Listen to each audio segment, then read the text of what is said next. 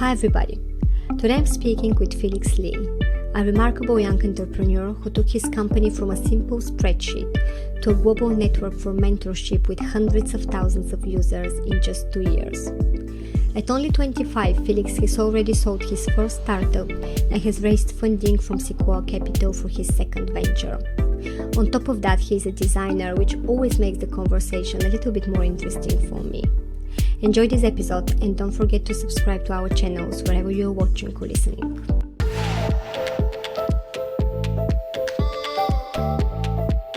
Welcome to The Product Show. Insightful interviews with founders and tech leaders sharing how they hack product growth.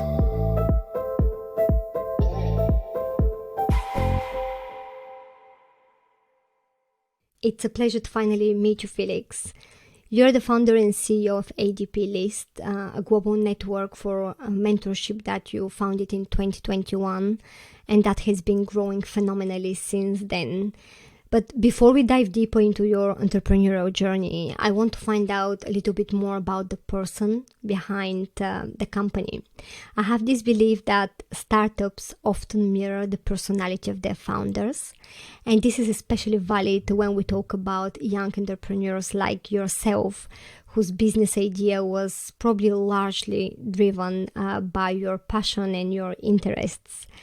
I have you as a contact on LinkedIn, and I really enjoy your daily updates that exude so much enthusiasm and optimism and kindness. And I would say even this kind of unusually mature outlook on life for someone who is just 25 years old, really. So tell me a little bit more about your upbringing and the person behind the CEO. Of course. Thank you so much for having me, Desi. So for everyone listening, my name is Felix, and I am the co-founder and CEO here at ADPList. And our mission is to democratize mentorship for all so that the world can have a fair start in their career and get the resources and learnings that they need. So, I will begin with a little bit on myself, and how, I came to where ADPList is today as well as a CEO. The way that I would describe my upbringing is a really, unorthodox, but also very, very much like an underdog, underrated story. In many ways, I grew up in a low-income family here in Singapore, where, my parents do not work in corporate environment. They have a little small bakery of their own where they sell breads. And I remember, just as a child, every weekends and every weekdays after school, I would go there and, help my grandparents who were also working there, to just sell the bread to customers who were walking around. And that's really my childhood, right? And it's really so different from watching TVs or playing toys. And I really enjoyed that process. I even have blogs, that I still keep today that I wrote at the age of 6, 7 years old about, selling these breads and the experience behind them. And when you look at that, it's one of those stories where it's like, it shapes you as an entrepreneur.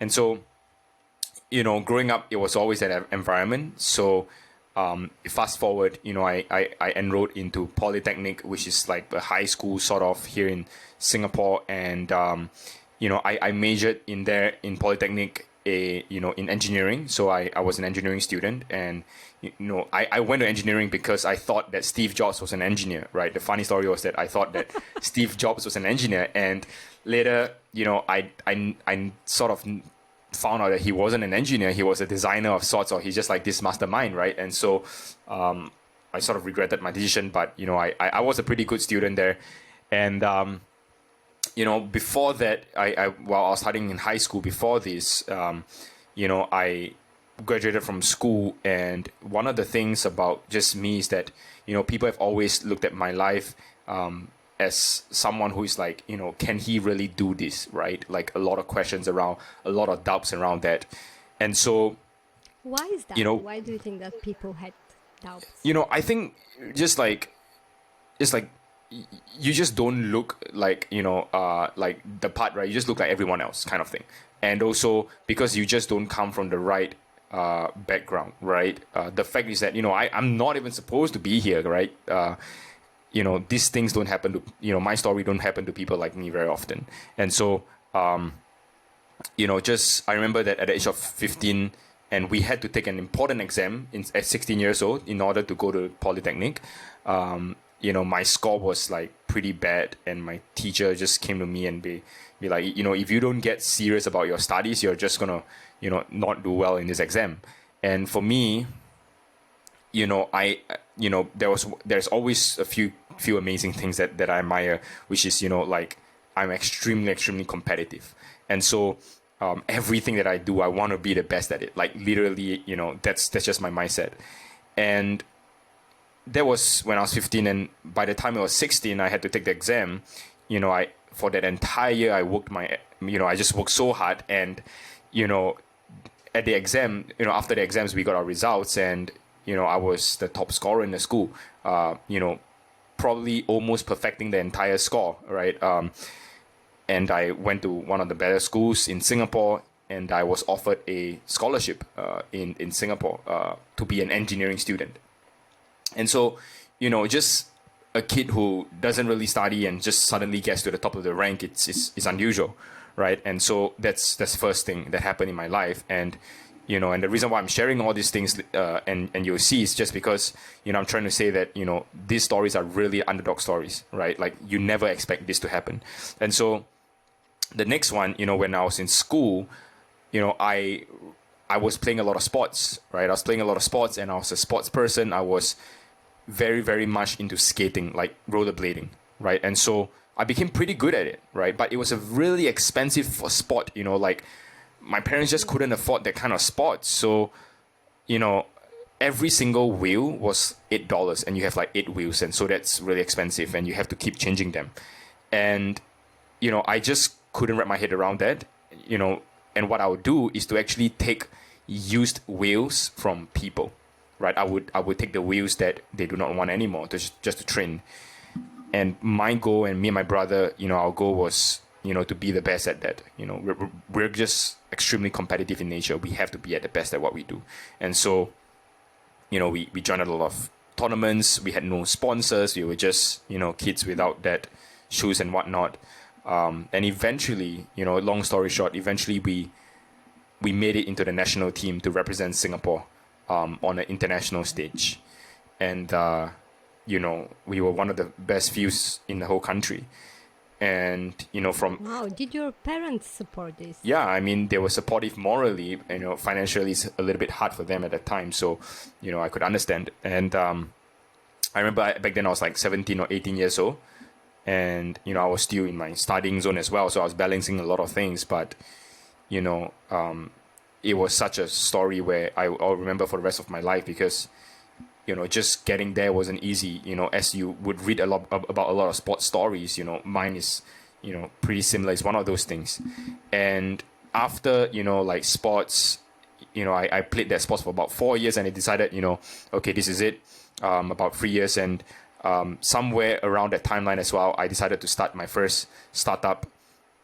And for me, literally, I could tell you, literally, no one in the school believed in what I was trying to do.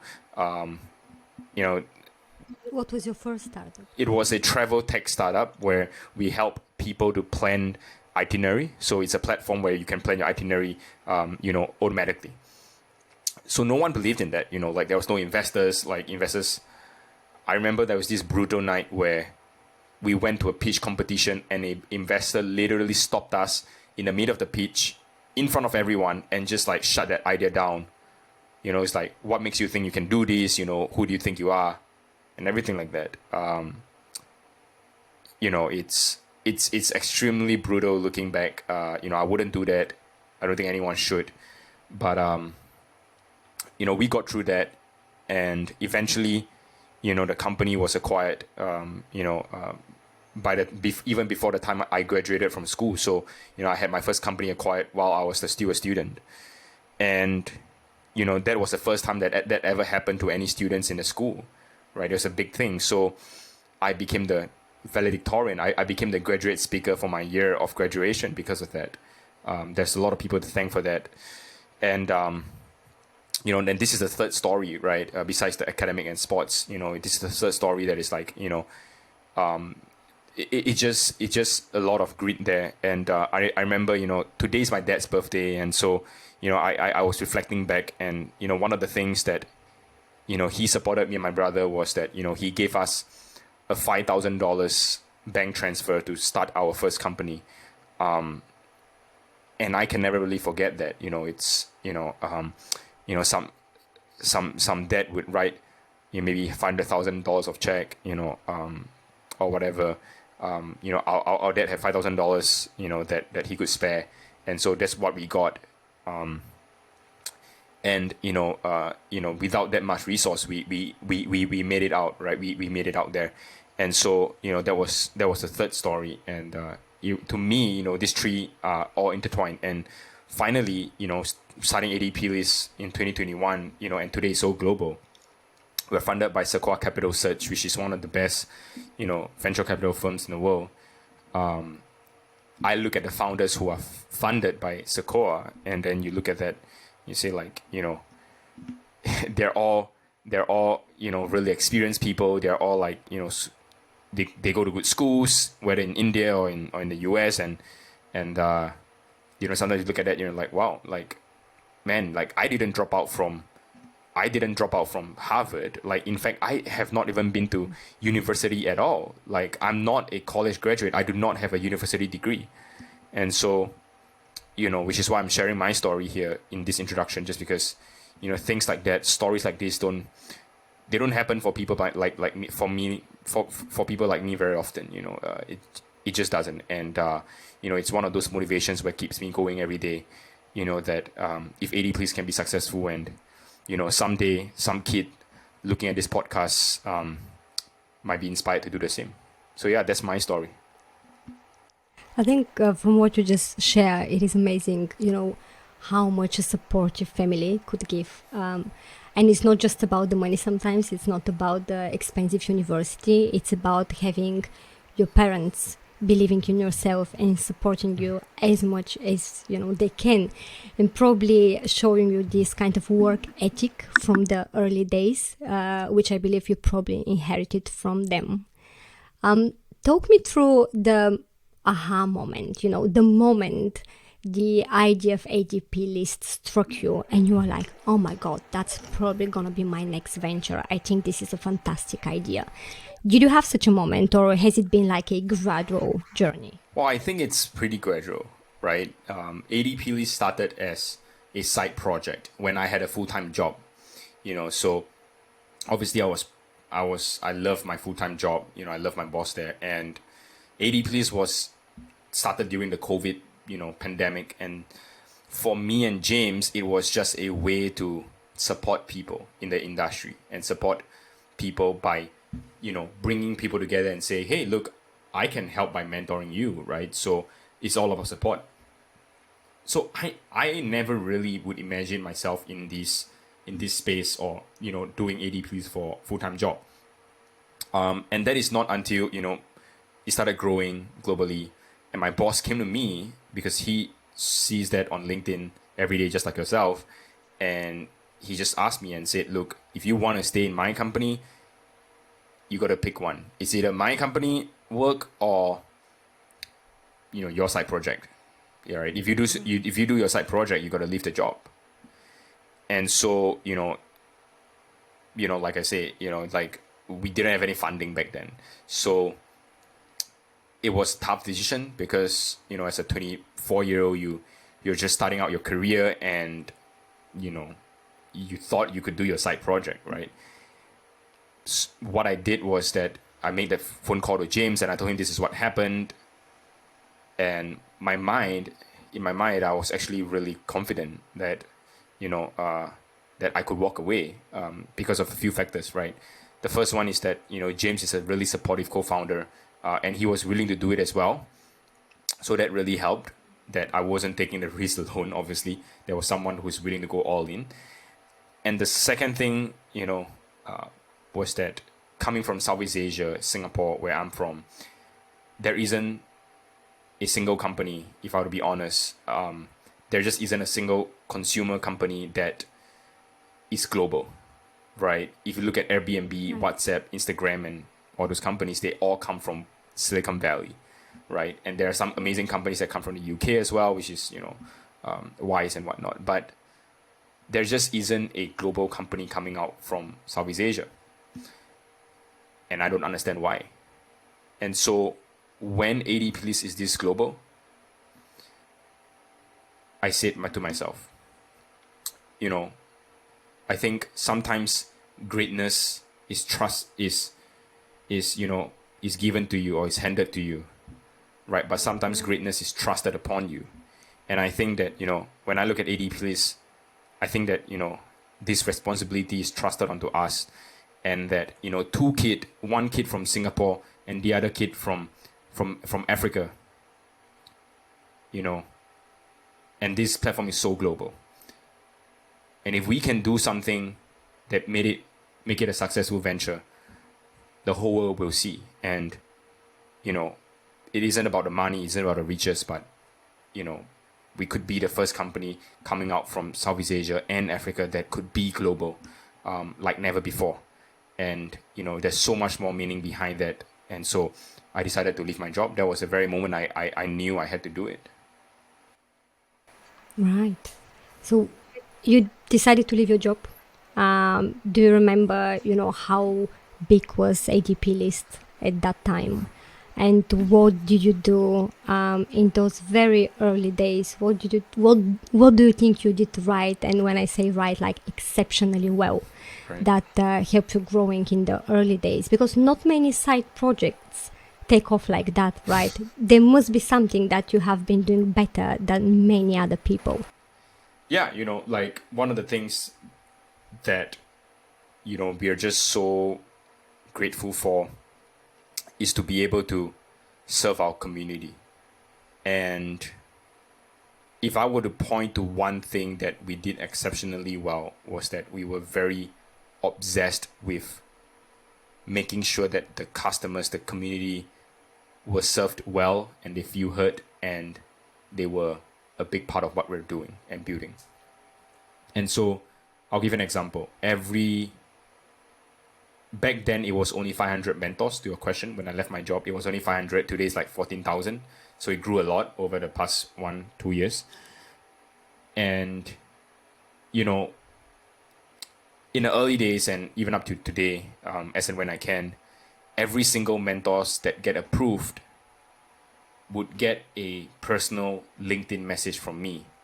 And I don't automate that. I literally go to their profile and say, hey, I'm Felix. You've just been approved and I just want to welcome you.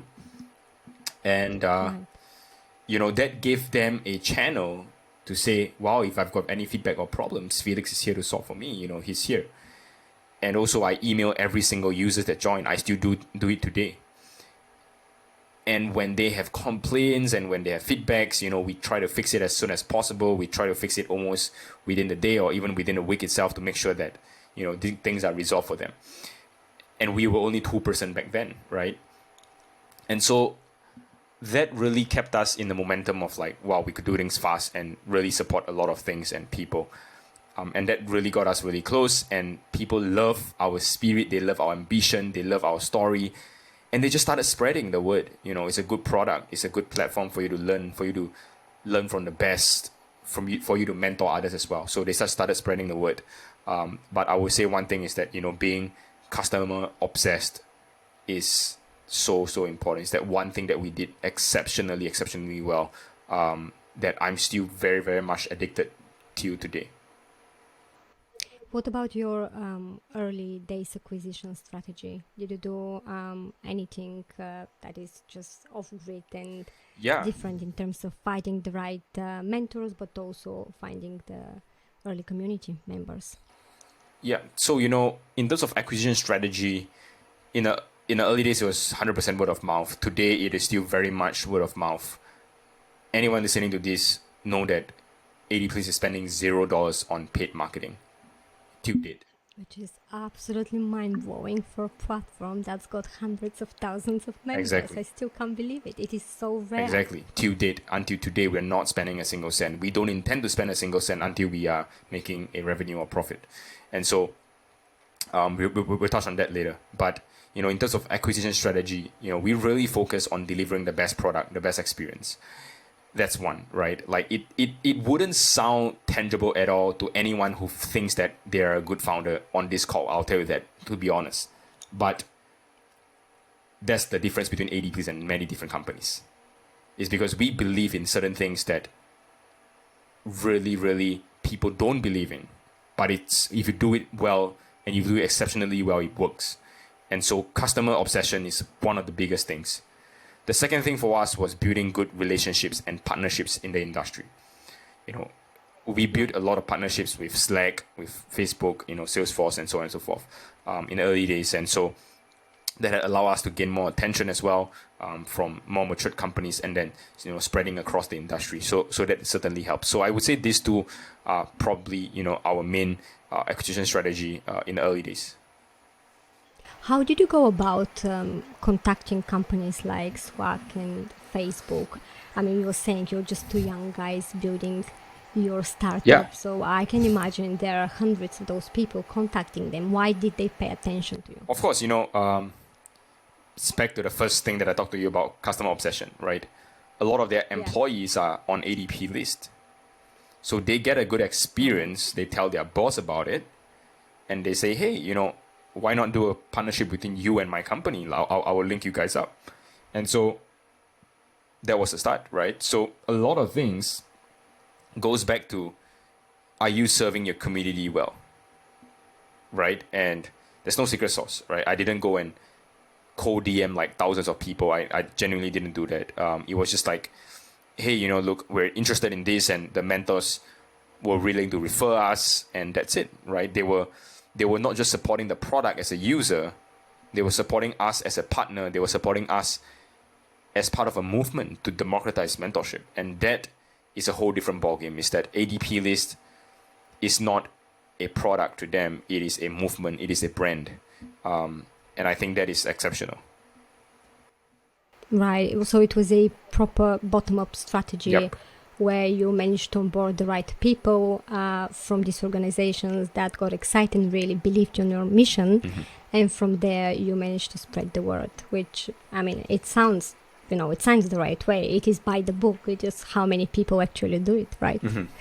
And I heard you saying that, you attribute a huge part of your early growth to the fact that in the very early days you focused on the design community. It is ADP comes from amazing design people, right? So why is that? Why do you think you guys are such a special breed? And me working at a design studio, I'm surrounded by designers. I know they're amazing, but what is it about the design community that is so special and you think helped you? Well, I think when you want to think about starting something, I always say, think of starting in a really niche space, right? You want to be niche about what you're doing. And the reason for that is just really because, you want to be able to create atomic networks. And these atomic networks allow you to spread the networks even faster later on, right? So that, you could essentially solve a more cold start problem. And, so design for us was the atomic network, right? It is a rather small group of people as compared to, engineers or whatnot. And, I'm a designer myself, so I understood the space, I understood the problem that we're facing. And that was like the right space for us because we understood it well. It's small enough, and, that's something that we could help first, right? And so we went into the design industry. And obviously it helps that designers are a lot more empathetic as well because that's part of their daily processes, and designers are more willing to support each other when it comes to portfolio and resume because it's not really that new of a concept to them in terms of portfolio review. So that quickly became very normalized and popularized on the platform. Do you think that the shift towards remote working had a significant role in the growth of ADPList? The absence of in-person interaction with mentors and more experienced individuals has really impacted the opportunities for young people to learn through observation or just really to seek informal advice and guidance when they need it. Do you think that the remote work revolution impacted ADPList's trajectory? Yeah, I think, the way that I would look at it is two things, right? The first is that because people are very comfortable with video calling and Zoom, it becomes a very natural thing where you are able to network and learn on Zoom and online. And so that really helped because of the COVID. I just can't remember a time where I would just continuously ask everyone out for coffee every day. I didn't even use Zoom back then unless the person was overseas. But now you do that regardless, so that helps. The second thing is that, because people were craving a lot of social interactions, right? When you're isolated, you crave a lot of social interaction, and that really accelerated the growth as well. So I think these two factors. And in fact, today, even as the world starts to open up, ADPList is still seeing record high numbers in terms of the sessions that are conducted every single month.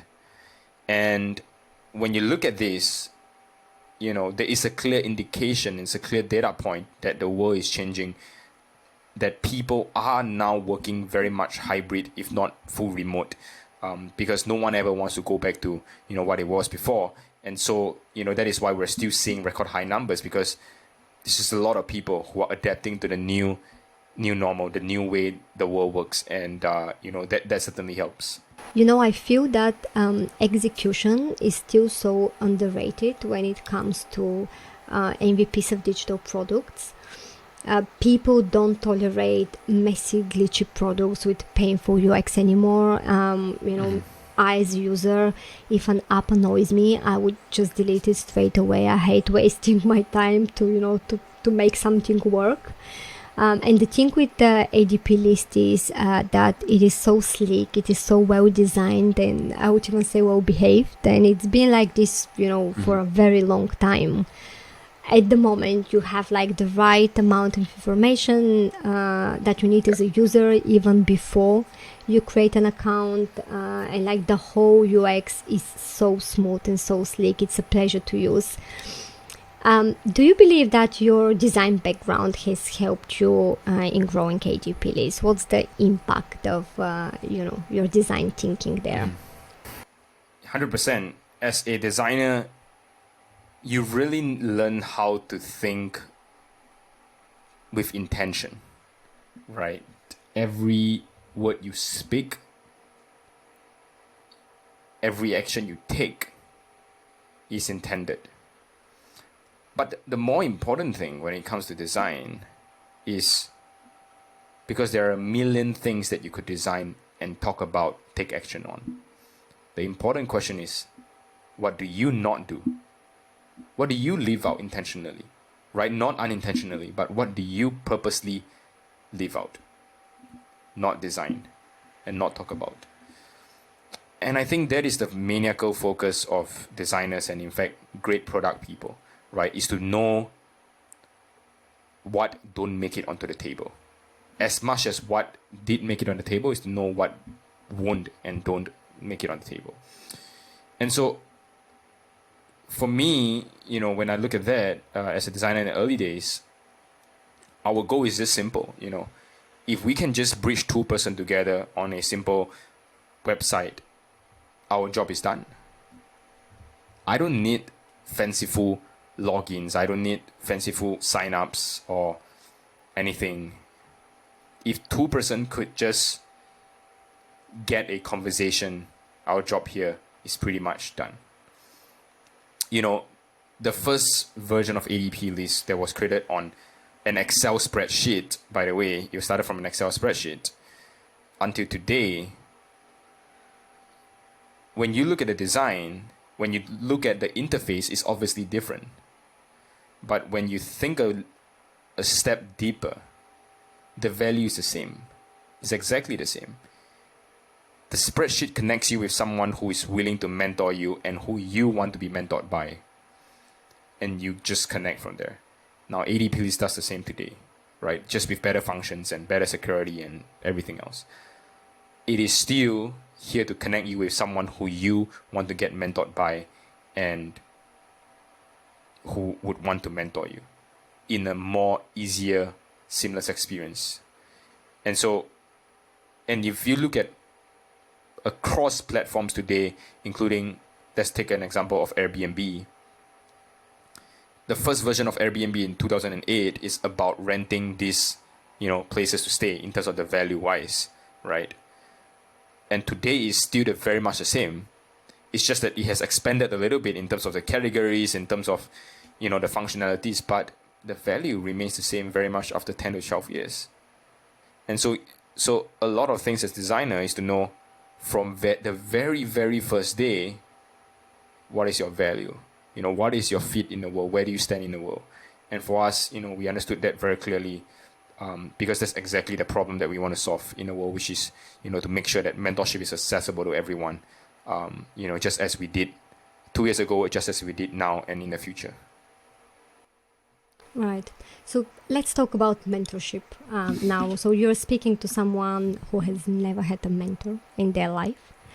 And there are a number of reasons for this, right? So first, I've never been brave enough to approach someone I really kind of admire and ask them to be my mentor. Maybe there is like this sort of lack of confidence. Am I worth their time? But then there is also the element of would they truly understand my needs? What kind of advice they would give me? Why would they really care? And I know I've been missing out. This is like a wrong mindset. So tell me, what would you say to people who are still hesitant about seeking mentors?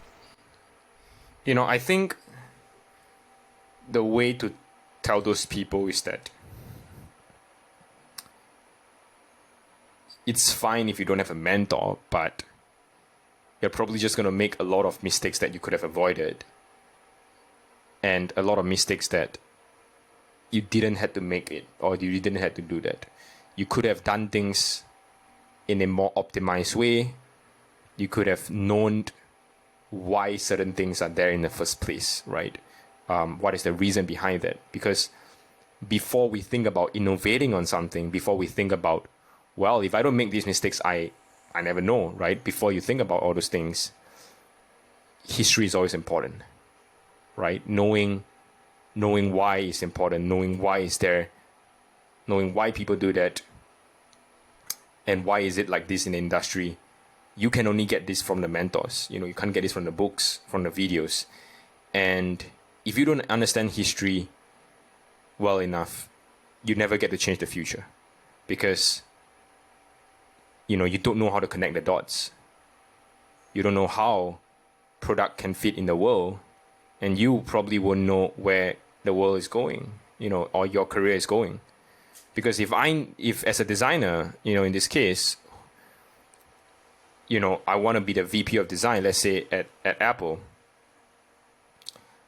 wouldn't it be nice if I speak to the VP of Apple and ask him, what really took him to get there, right? What mistakes did he make? What challenges has he faced, and what would he wished he would have done differently? And then, I wouldn't 100% follow him, but I would adapt it to my own abilities and my context of today. But it starts from understanding. It starts from understanding from someone who has been there and done that. And if you don't, you are going in blind. You're going in the dark. And so the way that I look at ADPList for a lot of people that hasn't get mentors yet is this.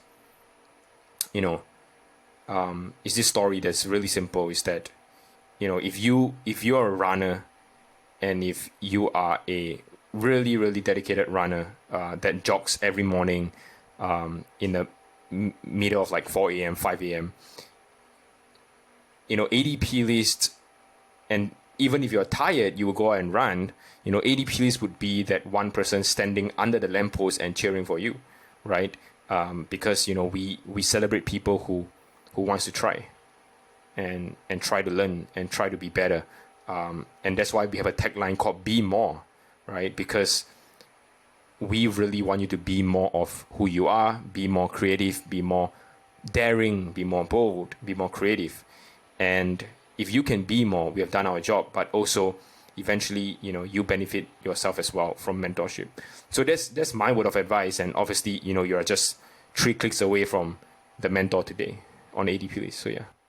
Yeah, it makes a huge difference when you're approaching someone who is ready, who is willing to do it, which is obviously probably one of the reasons why ADPList has been growing so well, because now okay, all these 15,000 people, they're actually interested in mentoring me. I might just get in touch and wouldn't feel like I don't know, nervous. Would they say no? They already said yes, right? Yeah. So let's tell me a little bit more. What do you think is the right dynamic between mentor and mentee? So let's say I'm someone who really likes helping others. I come to your platform, I register, I'm lucky enough that you approve me. So how do I know that I'm providing the right guidance for the unique circumstances of this person, and I'm not overstepping or even misguiding them? Well, it's a fine line to draw, to be honest, Desi.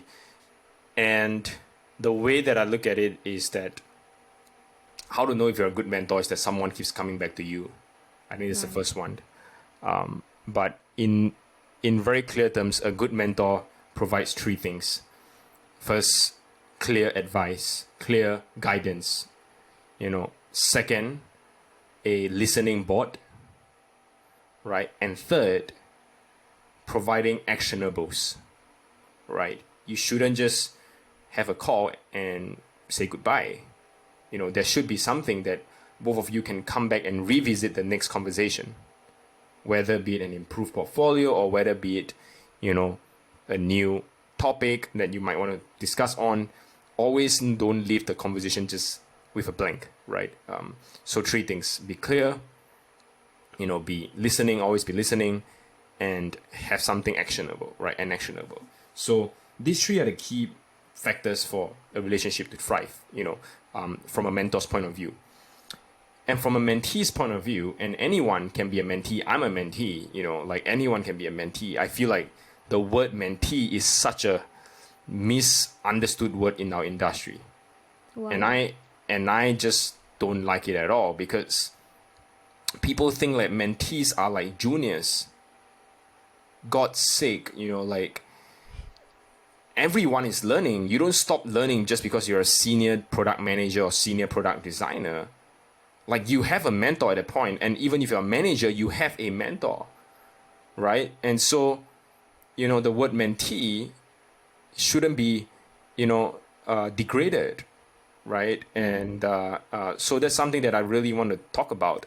But as a mentee, in order for you to thrive, two things, right? Two factors. One is going in with a very open mind to be able to listen and learn, and obviously take it to your own context.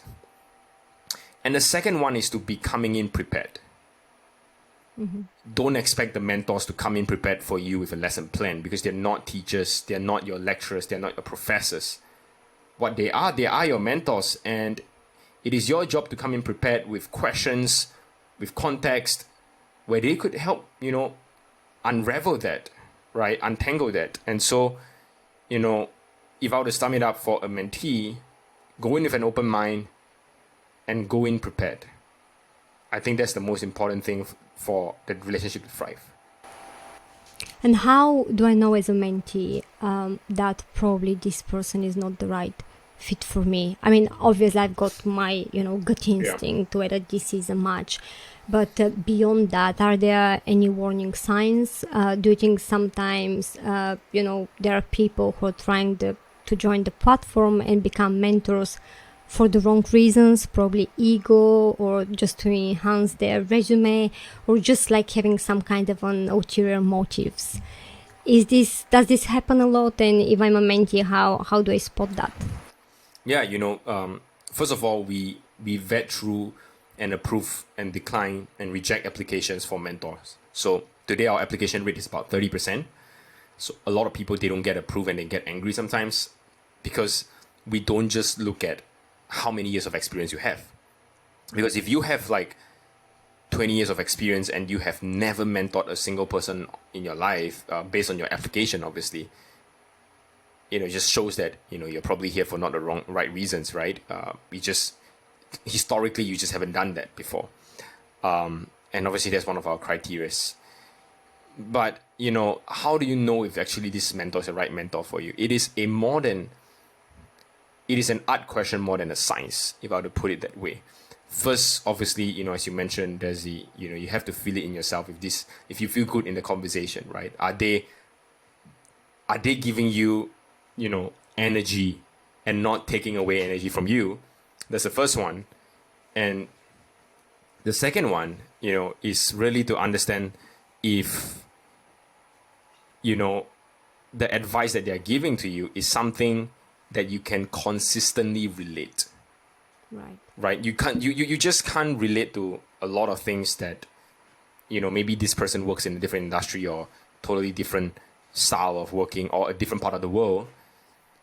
And if you can't relate, there's no use for it. So the second criteria, which is more of a science thing, which is, can you practically relate to their experience? Can you put yourself in their shoes and say that, okay, culturally, morally, ethically, and everything else, skills wise and whatnot, is something that you'll be able to relate to a high degree, right? Because if you are, then you are able to contextualize the feedback and act on it, right? So, and the reason why I say it's more art than science is because, you have to understand that and contextualize it to actionables at the end of the day. So, it is a judgment on itself, but I would say that two things: feel it, almost like spiritually, and second is, have consistent relevance throughout the conversation, and I think that's a good indication.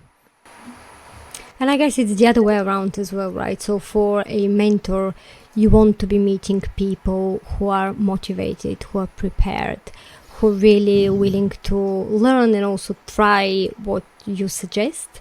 Is it like a similar dynamic? Like, so if you are constantly meeting with someone who is probably just, I don't know, being insecure and moaning as opposed to acting, what is my way out? How do I know? Okay, I try to help.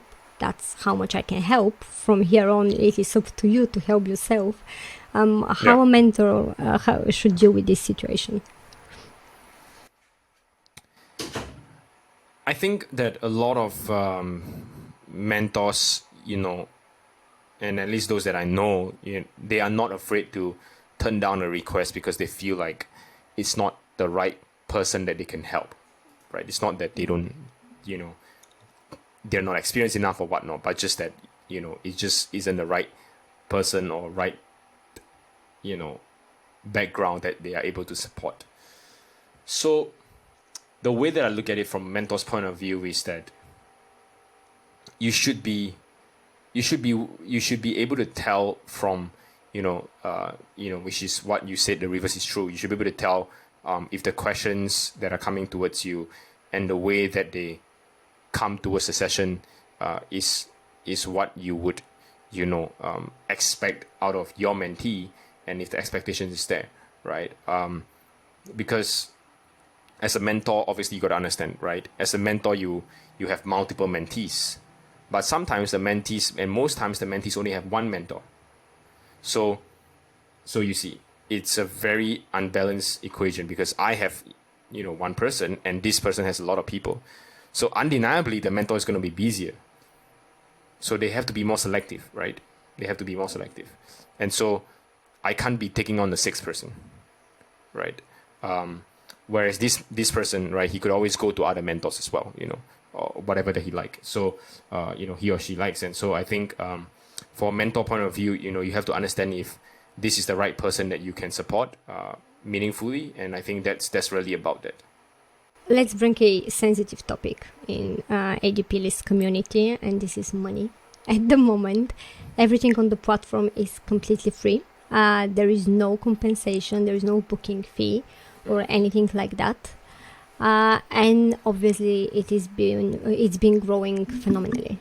Yeah. I think this is like a remarkable level of true altruism, really, and the desire for genuine connections that people have. But yeah, just tell me, why are you so cautious about incorporating any sort of compensation or just payment for people who want to have it?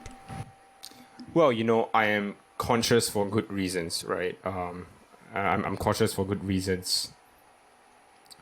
I think the community has gotten too used to free things, and obviously that's great to some extent, but it's not good if you really think about the longevity of mentorship, because there needs to be something sustaining it, right? You can't just depend on donations that come as and when people like to give.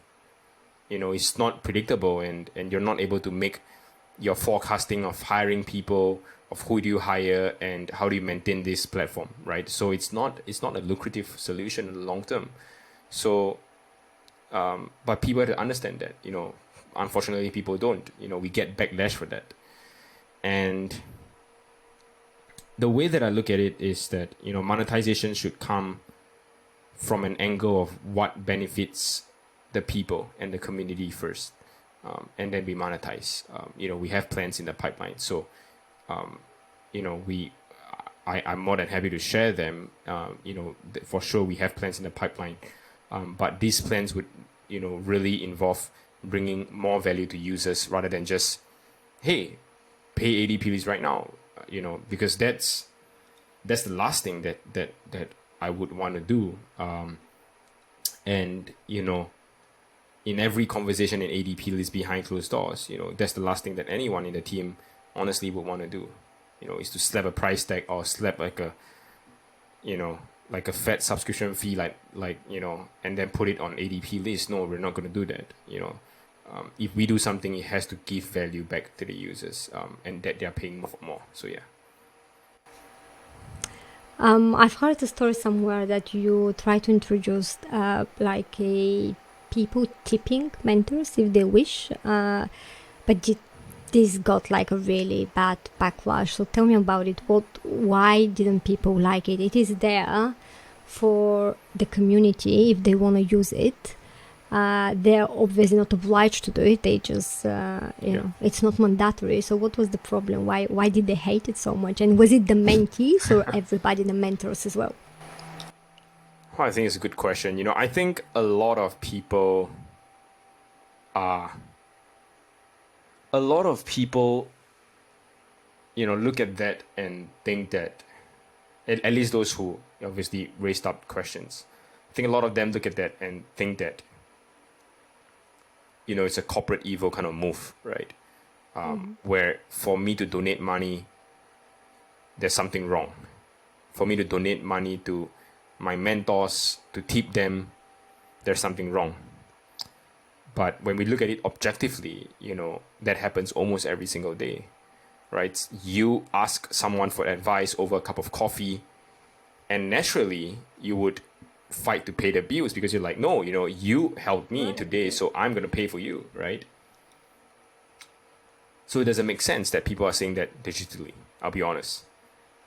One of the things that they say is that, hey, look, if someone tips a mentor, does that mean that this mentor would treat that person differently? Well, there's some truth there, but we can't deny that, hey, look, the mentor has put themselves out there to know what they're doing, so, you don't speak for the mentor, right? You don't speak for them in terms of the biases. And if there are, we will stop that. Our team will stop that, right? And so a lot of people assume that. And then some of them assume that, ADPList is taking a cut from the donation fee, the tipping fee. And I'm like, man, have you calculated the fees from Stripe, right? First of all, it's expensive. But also, just financially speaking, it doesn't make sense. If I collect like 10% fee from all these small little tips, I can't even build a company. It's going to pay me like just $100 or a couple of $1,000s per month. It's not even a business model. Come on. We're not even taking anything. So a lot of that comes from assumption, when the backlash happened. And so I think, what could have be done better is obviously the communication, the transparency of the breakdown behind things and whatnot. But at the end of the day, to be honest, I enjoy the hit, I enjoy the hit as much as I enjoy the love from the community. Because without people hating you so strongly, you're probably not doing something right. And you know, for people to need to talk about you socially, I find that a plus point. And I hope that they continue to say that sometimes, because I'm like, wow, you know, that means that it means something in their lives. And I'm willing to sit down and listen, and I'm willing to sit down and improve for you. You know, and it also shows how much we care about the community. You know, I think it's a win-win for me whenever these things happen. Yeah, it's an interesting one, isn't it? People love the platform so much, so they were like so protective of it. They didn't want it to change. They were probably seeing it as this ideal environment free of any commercial interest, and they didn't want it to change. And I think it's really remarkable, because it's a reflection of what many people really need at the moment. I think we're witnessing this new generation of professionals and entrepreneurs, especially from the Gen Z generation, who are going to rewrite what we consider successful and impactful. I'm probably 10 years or a little bit more older than you. I'm like a proper millennial from the middle of the generation. And in the last 2 decades, it has all been about how can we make people spend more time, spend more money, subscribe them for longer, send them these never-ending notifications, then, you know, raise more money, make investors happy, hire more people, and so on and so on. And I think people are getting tired of this game, because the only definition of success for many of us has been money, right? And people, and especially younger people, are starting to question that. Maybe, so why does it need to be this way? Maybe we can rewrite the definition of you know, what we consider impactful, and we're gonna find like more deeper, meaningful ways to create with people and still have successful businesses. On the other hand, this is a business, right? So you have to be thinking about your business model, and you have to be thinking about your revenue streams. So tell me a little bit more, you know, what are the revenue streams you're currently exploring, something from the kitchen? Yeah, you know, when we look at revenue streams, you know, we're really looking at how we can, you know, support the users and bring in even more value, right? And so the way that we look at it is really about, you know, what problem are we trying to solve with the monetization before the whole, you know, we just want to monetize. And so when we look at that, you know, we really look at, say, like, you know, what problems do they have right now, right? For example, a lot of them are paying extremely heavy price to attend cohort-based learning, right, on different platforms. And a lot of them are not getting hired and they need a job, right? And these are places where, you know, and opportunities where we can go in and say, we can really add value there. You could pay less for cohort-based learning on ADPList, you know, with such a wide network of mentors that creating, you know, their own courses and whatnot. You know, we could help you get hired by bringing companies here, so companies can pay us a referral fee, so on and so forth. And so, you know, I'm just giving you like 2 of these, you know, ideas, right? But there's definitely a lot more. So it's to really look at these problems, right, that we have identified and solve them from the bottom up. And the way that I look at it at ADPList is a lot like, you know, like Apple, right? Which is, you know, we're not really a product, you know, we're a platform. And platform means that people are able to build something on top of it, right? Like business are able to come here and build their hiring pipeline on top of ADPList. Mentors can come here and build their own mentorship business on top of ADPList. Almost like a YouTube creator kind of thing, but on ADPList, right, as a mentor. And you become a platform, right? Because people now depends on you. And for Apple, the platform is, you know, the iOS, right? The iOS empowers the App Store. The App Store powers the creators, so on and so forth. And so when we look at that, you know, mentorship is like our App Store, right? Or like mentorship is our platform. And so this mentorship layer is the foundation that will power a lot of things. It will power the next generation of mentor-led courses. It will power the next generation of, you know, business hiring. It will power the next generation of partnerships from business to communities to people and whatnot. And so that's really our end game. It's transparent, which is that ADPList will be the platform of the 21st century where companies, learners, and mentors will come together and create a much more sharing and learning environment for each other, but also not just sharing knowledge, but sharing opportunities. And that's really the game plan here that will make ADPList really stand out in the 21st century. Oh, that's exciting. I'm just looking forward to following your journey, Felix. It's been a pleasure meeting you, having this conversation with you. Where can people find you and how they can join the platform if they want to? Yeah, so you can find me on LinkedIn, which is Felix Lee, or directly on Twitter, which is Felix Lee, ZD. And obviously, I'm on ADPList as well, so happy to meet everyone. And lastly, you can join ADPList as a learner or as a mentor on adplist.org. I loved what you did with the mentee and learner. We are all learners, right? We never stop learning. Yeah, 100%. We are all learners. Never stop learning. The Product Show is brought to you by Pony, a design studio helping startups and scale-ups build and optimize their digital products at speed. Check pony.studio to learn more.